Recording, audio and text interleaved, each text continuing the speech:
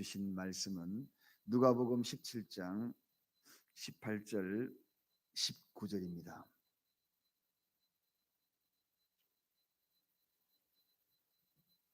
누가복음 17장 18절 19절입니다. 우리 다 저희신 줄 알고 두 절을 다 같이 한 목소리로 합독하시겠습니다.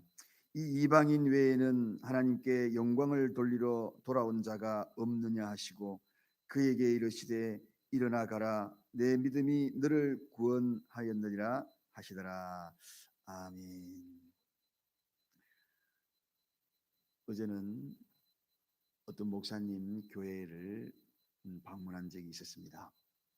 가보니까 참 교회마다 철저하게 준비하고 그리고 또 행여나 질병에 오염될까 해서 입구부터 준비를 단장해 놓은 것을 봅니다. 큰 교회든 작은 교회든 참 열심히 준비하고 있구나. 들어갈 때마다 꼭 그렇게 하라는 수칙과 함께 또 모든 것을 준비하여서 하는 그 모습을 지켜보았습니다. 그리고 이제 함께 쭉 오면서 시장통 앞으로 걸어서 지나오는데 사람들이 얼마나 많은지 비비고 또 스치고 지나가는 사람들이 그 시장통을 들여다보니까 되게 많은 거예요. 그래서 야, 사람들 저렇게 우리는 교회에서 정말 철저하게 준비하여 거리 두고 있는데 저기는 저렇게 부딪히고 있네. 그리고 또 이렇게 보면서 잠시 또 TV를 같이 보는 시간이 있어서 사택에 가서 TV를 보는데 유세하는 분들이 전부 마스크를 벗고 손을 서로 잡고 막 손을 흔들고 그 앞에서 막 그러고 있더라고요. 저는 그런 모습을 보면서 교회가 제일 준비를 잘한다. 교회는 들어올 때마다 얼마나 그러는데 매스컷마다 교회 그러는데 알고 보니 교회가 제일 준비하고 정치인들 보니까 그냥 손에 손 잡고 유세를 하고 그 앞에 마스크 벗고 유세하고 바로 앞에서 벗고 악수하지 마라 그랬잖아요. 근데 다 손잡고 손을 들고 당을 지지해 달라고 호소하고 그런 장면들을 곳곳에서 제가 보고 또 TV도 나오고 그런 모습 보니까 처음에 제대로 준비를 못해서 교회 일부 조그만 그런 현상이 나타났지 지금은 교회가 제일 준비 잘하고 있다. 저는 그런 생각을 번뜩 들어갔습니다. 우리 얼마나 준비하고 들어올 때도 이름 여러분 안 적었지 저 뒤에 다 체크하고 다 있거든요. 그렇습니다. 오늘날 이렇게 열심히 하고 있는 이 교회의 모습을 보면서 한편으로는 오히려 모범이 되고 있다. 그런 생각을 해 보았습니다.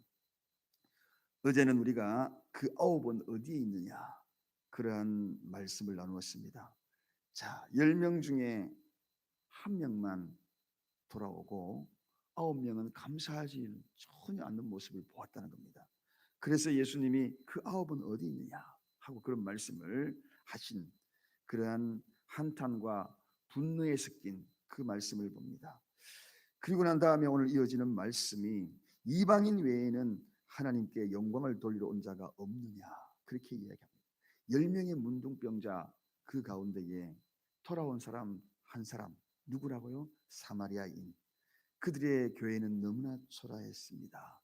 그리심산에 위치하여서 뚝 떨어진 그러한 교회, 산밑 중턱에 조그맣게 그렇게 세워진 그 교회, 그 교회에 다녔던 한 사람, 그 사람만 돌아왔다는 거죠. 자, 화려하게 예루살렘 성전에서 예배드리고 정말 많은 사람이 그 교회를 선호했던 그 교회에 9명 그 문둥병자는 돌아오지 않았다는 겁니다. 여기에 우리는 바로 돌아온 한 교회, 그리심산에 비록 초라한 교회가 된다 할지라도 정말 주님이 원하시는 돌아온 자가 되어야 한다. 그 돌아온 자는 누구였습니까? 감사하는 자, 감사하는 자. 주님의 한탄의 중심에 섰던 그 기준은 돌아와서 감사할 수 있는가? 돌아오지 않는 그들을 향하여서 인생의 가장 부패함이 인생 그 심령 속에 있는 것을 꼬집어서 말씀하시는 그러한 대목입니다. 그렇습니다. 감사가 없는 사람의 심령은 가장 부패한 심령의 아주 모델이 되는 그러한 모습이에요. 우리가 삶 이렇게 보면서 정말 강아지나 반려견 보면 정말 어떻게 저렇게 주인을 저렇게 할까? 어느 날 우두커니 섬에 한 강아지가 개가 거기서 계속 있는 거예요. 주인이 섬을 떠나 이사를 갔는데 언제 돌아오나. 과거에 밥을 먹여주고 이뻐해주고 했던 거기에 대해서 그 주인을 기다리는 그 모습, 수년 동안 그 바위 틈에서 물끄러미 기다리는 그러한 강아지, 그 개를 바라보면서 참 저런 모습을 보면서 때로는 사람보다 낫다. 그래서 우리가 가끔 그러잖아요. 개보다 못하다. 그 기준이 뭔가? 바로 이 감사가 아닐까? 감사. 그렇습니다. 오늘 여기에 돌아온 이 한 명, 그 한 명에 대해서 이제는 왜 그가 그런 모습으로 돌아올 수밖에 없었던가? 그리고 그가 누렸던 것이 무엇인가? 감사의 그 결론이 어떻게 되었던가? 여러분, 그는 참된 행복의 근거를 찾았습니다. 그렇습니다. 감사할 줄 아는 사람은 참된 행복의 기준을 알기 때문에 감사할 줄 아는 겁니다. 이솝 우화에 황금알을 낳는 그 그위 잃어버린 그 사람들처럼 문둥병에 해방이 된 이 9명, 그들은 주님을 망각합니다. 그 은혜를 망각합니다. 그래서 그들은 참된 행복이 그 다음부터 어떻게 전개될 것인가에 대해서는 전혀 기대하지 못했습니다. 그래서 삶의 터전으로 다 내달아서 돌아갔던 겁니다. 그런데 그들에게 아직도 해결되지 않는 것이 있습니다. 그게 무엇입니까? 참된 행복의 기준인 그 두려움 문제, 바로 이 죄의 문제와 그리고 죽음의 문제, 이 문제가 그들에게는 해결되지 않았다는 겁니다. 여전히 그들 앞에는 인생의 문제가 그대로 있었다는 것, 그리고 해결될 수 없는 그 문제를 가슴에 안고 살아가야 된다는 것이 이 9명. 그렇기 때문에 그들은 참된 행복이 없다는 겁니다. 그러나 돌아온 이 사람 한 사람은 이제 행복의 근거를 찾은 겁니다. 왜냐하면 인생의 가장 행복의 근거는 죽음 이후라도 내가 어떤 문제, 어떤 모습이 될 것인가를 알고 있는 이자만큼 행복한 사람이 어디에 있겠습니까? 미지의 세계를 알고 그 미지의 세계가 그저 비참하고 참담한 세계가 아니라 정말 말로 표현할 수 없는 그러한 곳이라는 것을 알고 간다면 여러분 얼마나 행복의 기준이 되겠습니까? 오늘도 좋은 일 여러분 앞에 막 펼쳐진다면 가슴이 설레이지 않겠습니까? 그런 마음이 들어가지 않겠습니까? 우리 주님이 인생을 향하여서 그렇게 성경에 소개합니다. 에레미야 2장 13절에 보니 내 백성이 두 가지 악을 행하였으니 곧 생수에 거는데는 나를 버린 것과 스스로 웅덩이를 판 것인데 그것은 물을 저축치 못할 터진 웅덩이라, 그렇게 소개하고 있습니다. 여러분, 인생이 바로 자신의 죽음의 문제, 죄의 문제를 해결하지 못하면 결국은 터진 웅덩이다. 터진 웅덩이. 거기는 어떻게 되겠습니까? 물이 거기서 계속 빠져나가는 겁니다. 그런 터진 웅덩이, 밑 빠진 독이라는 것입니다. 터진 웅덩이에 인생을 살아가는 이들이 얼마나 많은지 모릅니다. 이것처럼 어리석은 자가 어디 있느냐 하는 것입니다. 이런 인생을 살아가는 바로 미래에 펼쳐질 자들이 이 9명의 문둥병자라는 것입니다. 그래서 이 9명의 이 문둥병자를 한탄하는 겁니다. 주님이 한탄하는 겁니다. 이방인 외에, 이 사마리아인 이 외에는 그들이 어디 갔느냐. 그런데 돌아온 이 한 사람에게는 바로 그 문제가 해결됐다는 겁니다.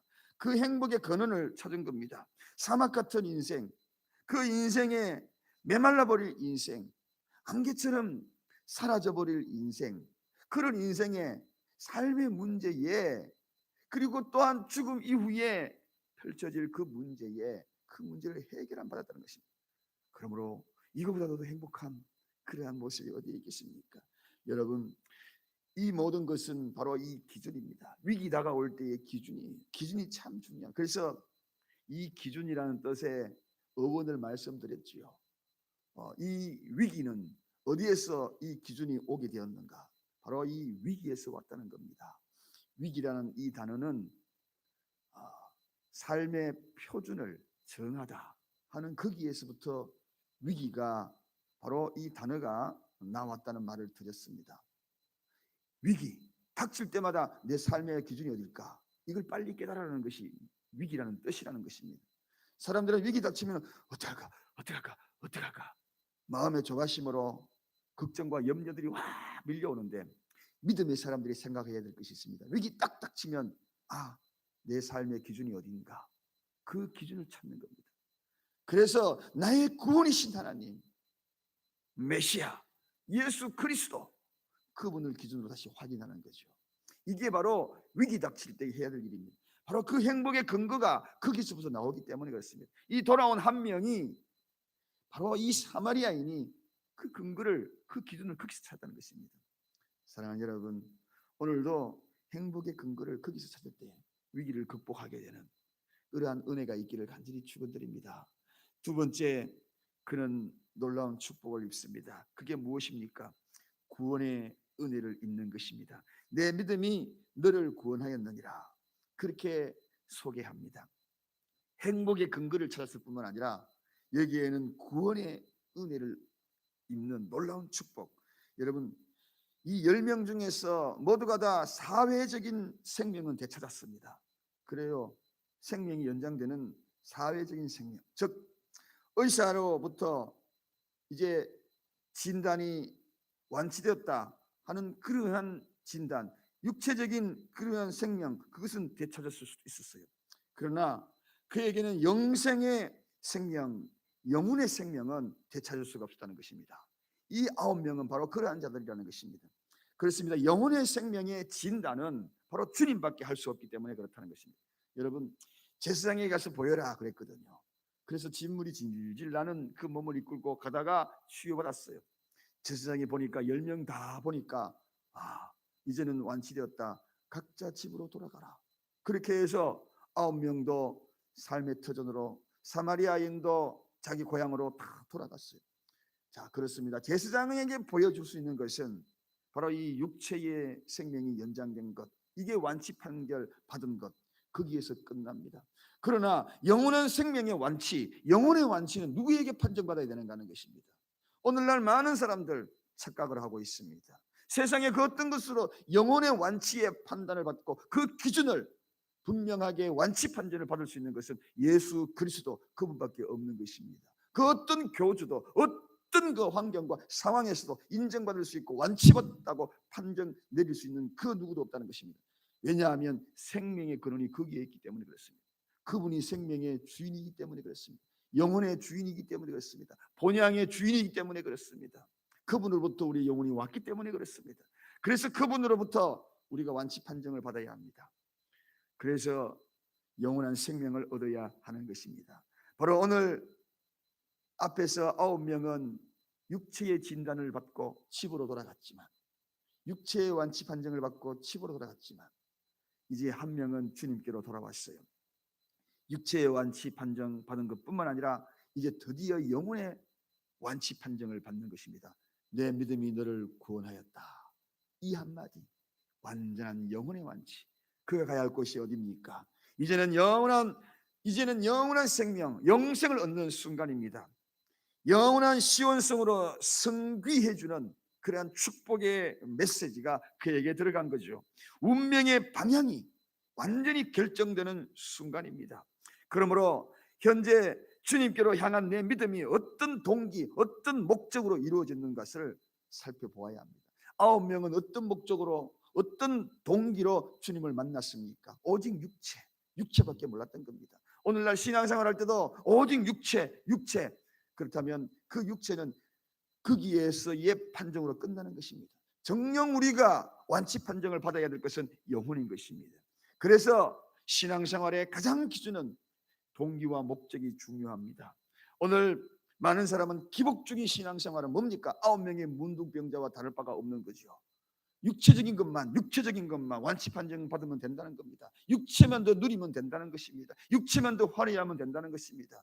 그러므로 그들에게 돌아오는 것이 무엇입니까? 영혼의 완치 판정은 전혀 받지 못하는 것입니다.